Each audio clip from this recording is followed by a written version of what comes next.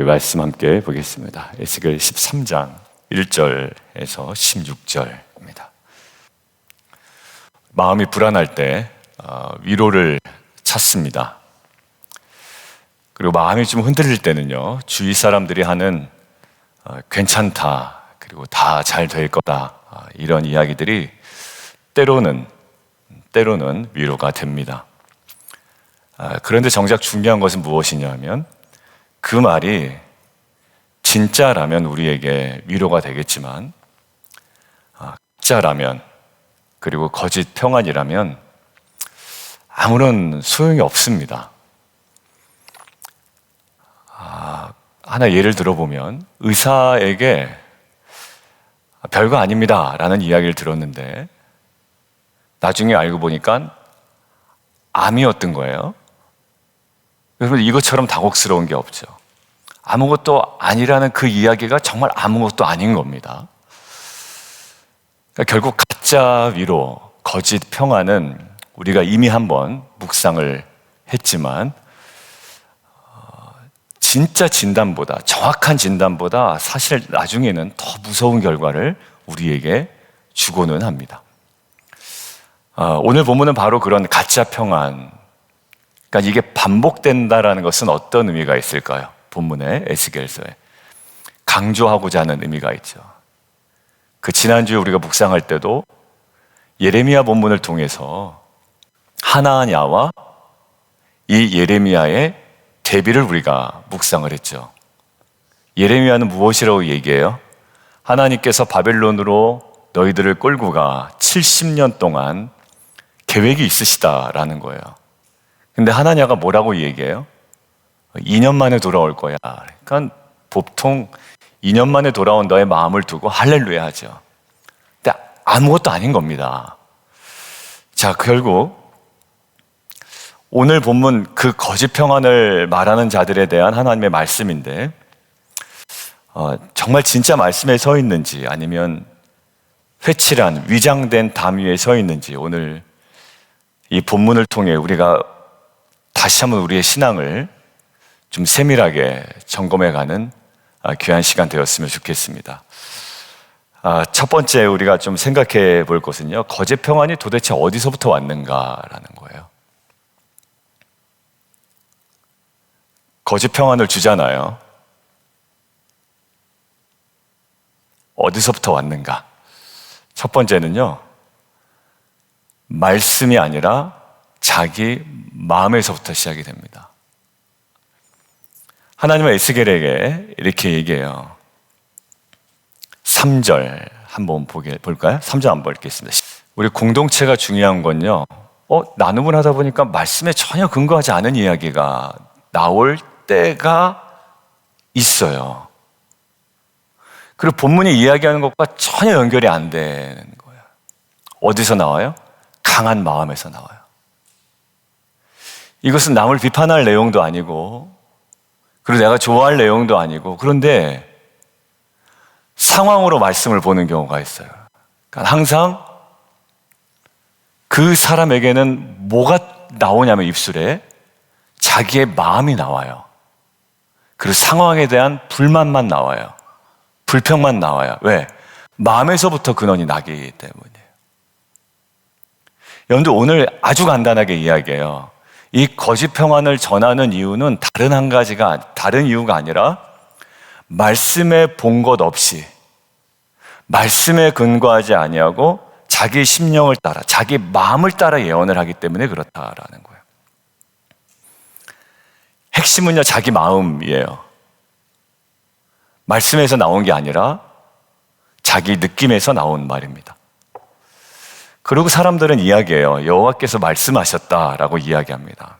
그런데 중요한 건 하나님께서 말씀하지 않으신 겁니다. 자기의 생각을 나온 거예요. 그러니까 뒤틀려 있을 때도 있고요. 때로는 아니면 너무 낙관적일 수도 있고요. 아니면 스스로 거기에 그냥 만족해 버릴 수도 있어요. 다 어디서 나와요? 자기 마음에서 나옵니다. 오늘 이 본문을 가지고 한번 찌르고 싶은 거예요. 그리고 뭔가 나누고 싶은 거예요. 뭔가 입 바른 소리 하나 하고 싶은 거예요. 다 어디서요? 동기는 마음에서 나오는 거예요. 그러니까 사실 이제 우리가 말씀 공동체에 있기 때문에 이제 그런 딱 느낌을 받으면 굉장히 불편합니다. 아시잖아요. 불편해요.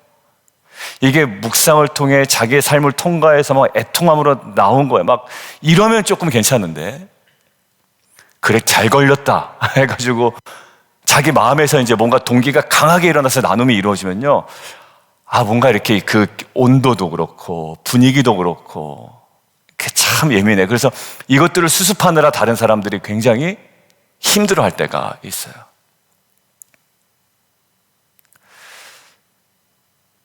거짓 선지자들의 가장 큰 문제는 뭐냐면 자기 생각을 하나님 음성처럼 포장해버린 거예요. 여러분들 하나 제가 이제 생각이 들었는데, 이미지 한번 생각해 보세요. 우리 이제 어린아이가 장난을 쳐요. 지유 같은 아이가. 이제 지유가 말을 하면 얼마나 예쁠까? 지금도 말도 잘하는데. 엄마 이제 핸드폰을 들고 자기 친구에게 이렇게 얘기합니다. 친구 엄마한테 전화해서 이제 아무튼 했다고 쳐요. 우리 엄마가 놀러 오래. 이렇게 얘기합니다. 그런데 엄마는 정작 아무 이야기 한 적이 없는 거예요. 친구는 믿고 오겠죠. 그런데 책임은 누가 져야 될까요? 예, 물론 엄마가 책임져야 돼요. 그런데 결국 엄마가 너 놀러 오래 라고 하는 건 자기가 간절히 원하는 마음에서 그냥 튀어나온 거예요. 엄마 그런 얘기 한 적 없어요. 하나님 그런 얘기 하신 적 없어요. 그 사람 찌르라고 한 적도 없고, 그것에 대해서 다른 사람이나 뭐 교회에 대해서 묵상을 한 적도 없어요. 그냥 자기 자신에 대해서 묵상하라고 한 거였는데 나에 대한 묵상은 전혀 없고, 사회적 비판이나 어떤 정치적인 견해나 아니면 나의 어떤 입장을 주장하기 위한 하나의 도구가 되어버린 거예요. 말씀의 본연한 의미는 다 퇴색되어 버리고요. 하나님의 이름을 빌려서 자기 생각을 말하는 것은 뭐라고요? 이거 왜냐하면 큰 죄라고 오늘 얘기해요, 이게. 그러니까 저 남성들 감사한 게 월요일 날 모이면, 목사님, 지난주에 말씀 묵상을 못했습니다. 이게 훨씬 나은 것 같아요. 한 것처럼, 뭔가 깨달은 것처럼, 그러다가 튀어나오는 내 마음의 순간적인 생각들이죠. 그건 성령께서 주신 거라고도 얘기할 수 없어요. 뭐라고 얘기하면 그런 사람도 어때요? 내 백성의 공에 들어오지 못하게 하고 이스라엘 족속 호적에도 기록되지 못하게 하며 이스라엘 땅에도 들어가지 못하게, 3중으로 되어 있거든요. 공에 못 들어오고 호적 기록 못 되고 땅에도 못 들어간다. 큰 죄라는 거예요. 하나님의 말씀이 아닌 자기 생각을 더 신뢰한다면, 또 말씀보다 내 감정, 내 논리, 내 확신이 더 앞서는 순간이 있다면 오늘 우리는 거짓 평강, 거짓된 것들을 오히려 따르고 거기에 편승한 삶을 살아가고 있을지도 모릅니다. 예를 또 하나 들어볼게요. 어제 이제 월요일 날 남성들 모였어요. 제가 텐트 지기 방에 7시가 넘어서 우리 리더 지기들 모임은 한 달간 쉬어요. 그래서 제가 지난주에 월요반 계속 모이니까 나오시라고 원하시는 분들 했는데 까먹은 거예요, 제가 그거를. 근데 낙중 집사가 온 거예요. 원래 수요일 날 오거든요, 지기방에. 근데 낙중 집사 갑자기 왔어요. 집사님 왜 왔어요? 했더니 목사님 뭐 없으니까 오라면서요. 그래서 이제 급하게 이제 텐트 지기방에 올린 거예요. 그래서 이제 와서 이제 이야기를 쭉 나누는데 어떤 이야기가 됐냐면, 지난 리트릿에 있었던 우리 자녀 중에 한 명의 이야기예요. 지금 에스겔서 묵상을 이제 쭉 하니까 남성들끼리 얘기하다가 어제 좀 나눴던 게 뭐냐면 하나님의 회복의 그림에 대해서 이야기를 나눈 거예요. 회복이 어떻다? 맨 마지막 회복의 그림은 결국 하나님이 여호와이신 줄을 아는 거예요. 오늘도 벌써 2번 나오잖아요. 그러니까 이게 오늘만 나온 게 아니라 여러 번 나옵니다. 그러니까 하나님이 여호와이신 줄을 아는 게 회복의 마지막 그림이에요. 오늘도 결국 너희가 나를 여호와인 줄 알리라 나오잖아요. 14절에도 나오고. 자, 이게 에스겔에 한 번만 아니라 여러 번 계속 반복, 어제도 있었고요. 그리고 지난주에도 계속 여러 번 나왔어요. 자, 그래서 우리가 공감대가 어떻게 형성되냐면 우리의 신앙의 진짜 회복은 하나님이 어떤 분이신지를 아는 것이 회복의 그림이다라는 우리 공동체 이 시즌의 하나의 분위기가 딱 형성이 되어 있는 거예요. 그런데요, 토요일 날 유스 리트릿 저녁 집회 끝나고 소그룹 때 한 아이가 뭐라고 얘기했냐면, 제가 그동안 하나님을 안다고 생각을 했는데, 잘 안다고 생각을 했는데 자기가 잘못 알고 있었던 것 같아요. 이제 하나님을 정확하게 알고 싶습니다라고 해요. 제가 그 얘기를 듣고요, 너무 깜짝 놀랐어요. 그게 그 아이의 일반적인 표현일 수도 있어요. 잘 몰라요. 그런데 우리가 에스겔서를 묵상하는 이 말씀 공동체에서는 그 이야기가 다르게 들리더란 얘기예요. 제 감정도 아닙니다. 제 느낌도 아니라요, 하나님께서 그것들을 연결시켜 주셨어요. 너희 그동안 회복의 그림이 뭐라고 그랬지? 예, 하나님을 아는 겁니다. 걔 뭐라고 그러건, 그러면서 제가 깜짝 놀란 거예요. 그래서 이제 아내와 이야기하면서 그 아이를 위해서 그 말씀 붙들고 기도하자라는 거예요. 이제 그 이야기를 이제 나눈 거예요. 집사님들, 우리 지금 교회 시즌이에요. 하나님을 더 깊이 알아가는 거, 온전히 알아가는 거예요. 어제 우리 숙경 집사님하고도 나누면서 병이 낫고 지금 좋은 소식 들려줬지만 결국 더 본질적인 우리가 회복으로 나아가기를 원하는 거잖아요. 근데 그 이야기가 그 아이에 튀어나온 거예요. 그러면서 그 이야기를 했습니다. 사도 바울은 하나님을 누구보다도 잘한다고 생각했던, 자부했던 사람이거든요. 가말리엘의 문화생으로. 근데 그가 뭐 했죠? 유대주의자였어요? 유대교였어요? 바리새인이었어요? 가말리엘의 문화생이었어요? 누구보다도 율법에 대한 지식이 뛰어났던 사람이에요? 하나님 잘한다고 자부했던 사람인데요, 그가 예수님 만나니까 뭐라고요? 누구십니까? 라는 거. 첫 번째 질문, 하나님에 대한 인식 리셋. 그 다음에 두 번째 질문 뭐라고요?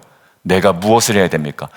돌 들고선 복음 전하는 사람들 죽이는 게 자기의 사명이라고 생각을 했는데 예수 만나니까 이제 완전 미션이 리셋. 하나님에 대한 인식, 사명에 대한 인식 두 개가 리셋됐다. 우리 성경 공부 때 얘기했잖아요. 그러면서 뭘 알아요? 하나님을 알아가요. 주님을 알아가요. 이게 사도 바울의 회복의 가장 핵심이었던 게 다시 생각나는 거예요.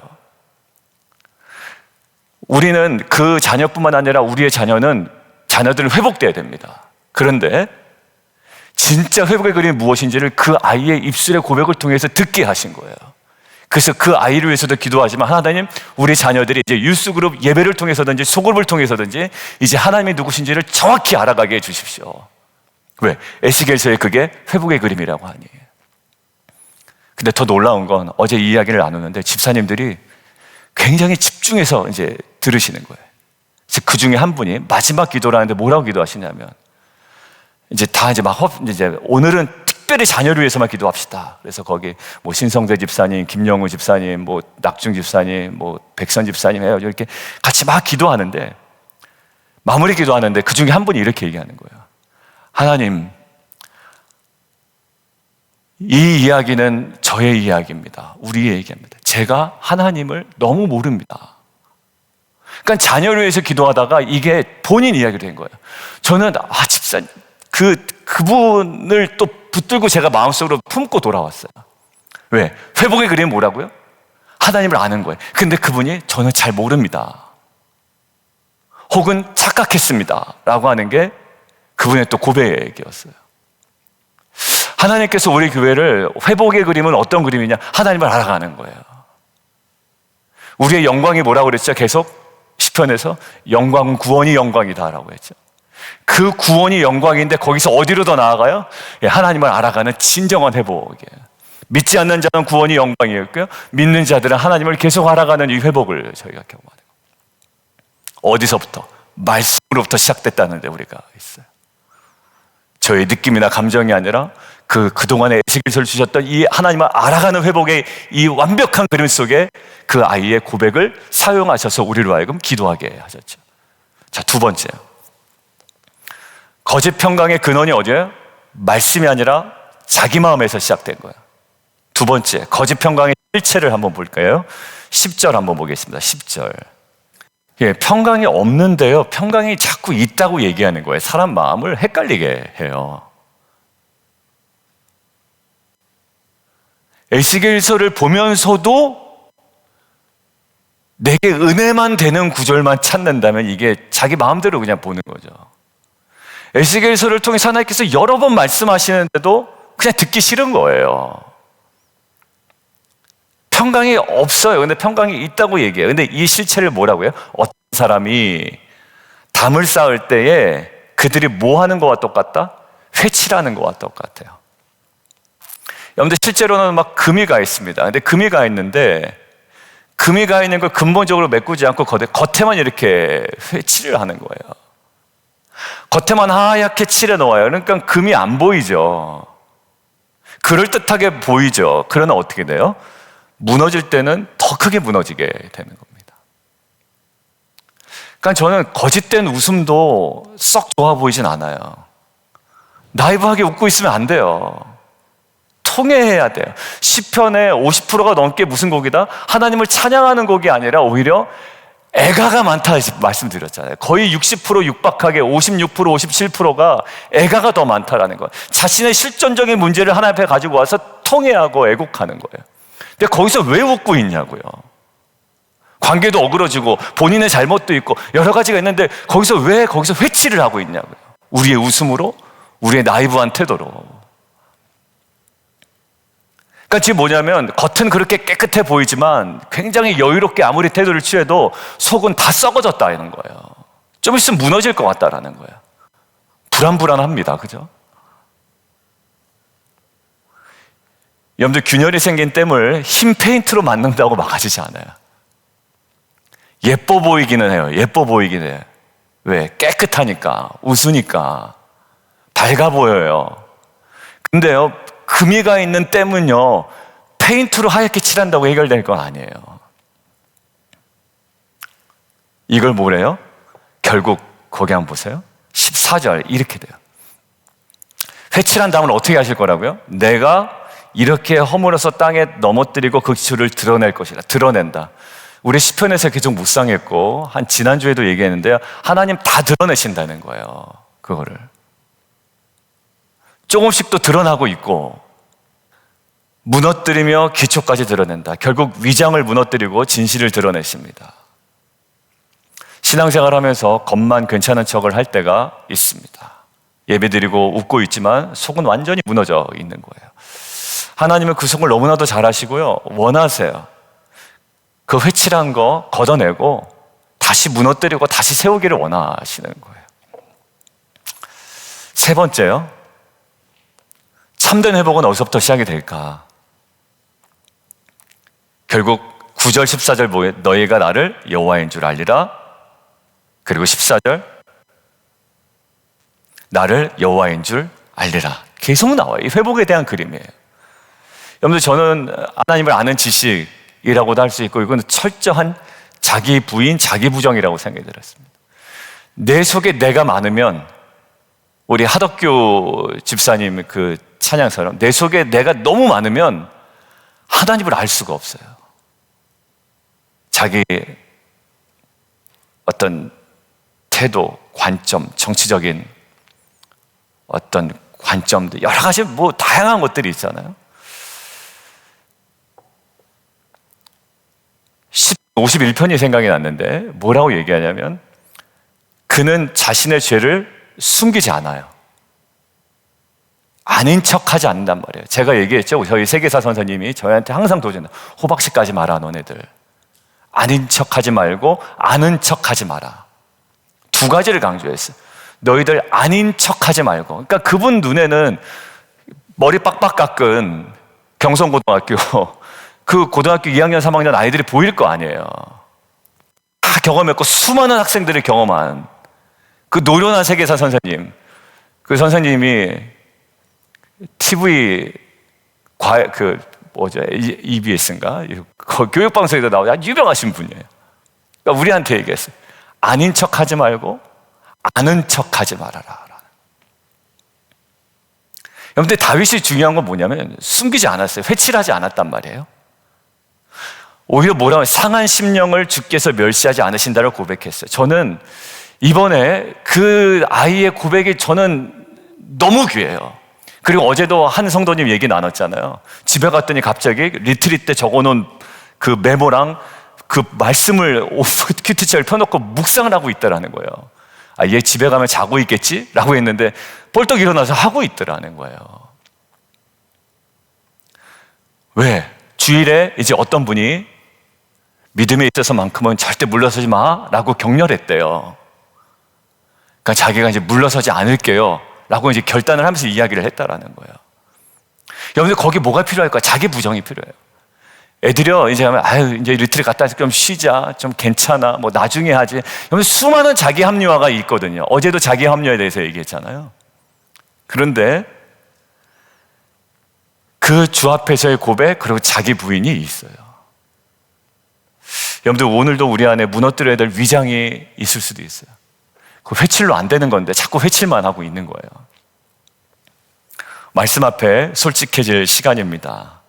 꾸밈이 없는 예배, 정직한 기도, 또 진실한 회개가 우리에게 필요합니다. 주님 제 안에 무너질 만한 담을 무너뜨려 주시고 이것들에 대해서 거부하지 않는 우리의 마음에 결단 허락하여 주옵소서. 말씀 맺을게요. 가짜 평화는 무너질 수밖에 없습니다. 결국 무너졌어요. 2년 만에 돌아온다? 못 돌아왔어요. 그러니까 가짜 평화는 그냥 우리의 마음에서 나온 거라면 그냥 아예 싹 마음을 접고 자기의 마음에서 나온 확신, 회칠한 겉모습은 결국 심판을 부릅니다. 그래서 어제 제가 감사했던 건 그 이야기를 나눴다고 그랬잖아요. 제가 에스겔서에 계속 회복의 그림이 하나님을 아는 것이었는데 그 아이의 고백이 이래서 저는 기도할 수밖에 없습니다 그랬는데 그 집사님들의 표정이, 남자 집사님들이 뭐 듣다가도 이제 전화기 만질 수도 있고 딴 생각할 수도 있고 뭐 이래요. 여자분들도 그럴 수도 있겠지만. 근데 어제는 정말 제가 집에 가서 와서 초롱초롱하셨어. 다들 자녀가 있으셔서 그런지 모르지만, 그리고 또 무엇인가 본인들이 묵상한 내용도 다 그런 비슷한 내용이었거든요. 그러니까 이게 공동체적으로 하나님께서 딱 붙들고 기도하라고 하시는구나라는 마음이 주셨습니다. 그리고 계속 주일과 어제 이제 유스 리트릿 다녀온 성도님들이 이제 전화 주시면서 메시지 주시면서 이제 피드백을 주시는 거에 대해서 내가 이거 붙들고 기도해야 되겠다. 그리고 성도님들에게 도전해야 되겠다라는 마음이 주어졌습니다. 어디요? 마음이 아니라 이 말씀에 근거한 거죠. 여러분들 결국 거짓된 것을 무너뜨리시고 참된 것을 세우시는 그 하나님 앞에 저희가 섰으면 좋겠습니다. 그러니까 그 말씀 앞에 내 마음을 내려놓고 그냥 겉보다는 속을, 그리고 외모보다는 진실을, 자기 확신보다는 하나님의 말씀을 붙드는 저와 여러분 되기를 주님의 이름으로 축원드립니다. 우리 함께 기도하죠. 우리 함께 기도하는데요. 오늘 주신 말씀은요, 무너질 담에다가 회칠한 채 괜찮다고 이야기하지 말라고 얘기하시는 거예요. 무너질 건데 거기 예쁘게 페인트 칠해봤자 뭐가 좋겠어요. 거기서 좋다고 그냥 방긋 웃고 있지 말고 내 마음에서 나온 확신, 내 감정에서 비롯된 위로, 참된 평강 아니니 이제 뭐예요? 겉모습은 그럴듯했지만 무너졌던 신앙을 정직하게 내려놓는 하나님 오늘 새벽 아침 되게 하여 주옵소서. 이제는 회칠한 담이 아니라 말씀 위에 다시 세워지게 하여 주시옵소서. 하나님, 말씀이 아닌 자기 확신과 자기 감정과 마음에서 꾸며진 헛된 영성, 하나님 그 모든 것들이 철저하게 무너지고 말씀에 근거한 신앙의 기초가 다시 한번 세워지는 귀한 역사 있게 하여 주시되, 하나님 우리 가운데, 자녀들 가운데, 가정 속에 이 신앙이, 이 회복의 그림이 하나님 온전히 누려지는 귀한 은혜 있게 하여 주옵소서. 우리 주님이랑 한번 부르고 함께 기도합니다.